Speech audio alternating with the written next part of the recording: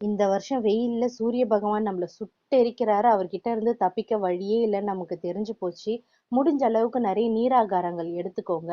நீராகாரங்கள் எடுத்துக்கிறீங்க. அதே போல மருதாணி இலை உங்களுக்கு கிடைச்சதுன்னா, உங்க ஃப்ரெண்ட்ஸ் வீட்லயோ, உங்க வீட்லயோ கூடமே இருக்கும். ஆனா, அத நம்ம கன்சிடரே பண்ணியிருக்க மாட்டோம். மருதாணி இலைக்கு வந்து உடல் சூட்ட குறைக்கக்கூடிய தன்மை இருக்கு. இப்ப குழந்தைங்களுக்கெல்லாம் லீவ் தானே, அழகா நீங்க மருதாணி இலை கிடைச்சதுன்னா பறிச்சு அழகா கைகள்ல வச்சுக்கோங்க. பெரியவங்களும் சரி நைட்டு தூங்கும்போது உங்க கால்ல பத்து மாரி போட்டு தூங்குங்க. அது உடம்பு ஹீட்ட நல்லா குறைக்கும். உடம்புக்கு ரொம்ப நல்லது.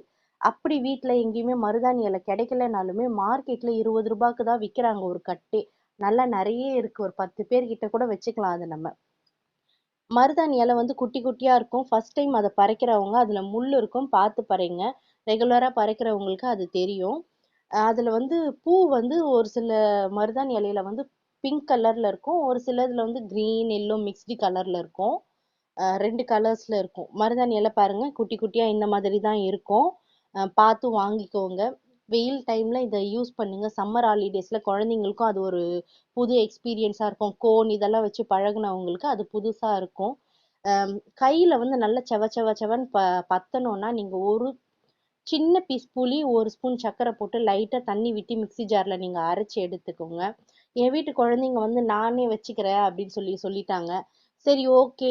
எப்படி பூசிக்கிட்டாலும் பரவால்ல. நானும் விட்டுட்டேன். அவங்க நல்லா என்ஜாய் பண்ணாங்க. நீங்களுமே இத ட்ரை பண்ணி பாருங்க. என்னோட வீடியோ யூஸ்ஃபுல்லா இருந்துச்சுன்னா லைக் பண்ணுங்க, ஷேர் பண்ணுங்க. மறக்காம சப்ஸ்கிரைப் பண்ணுங்க. Thanks for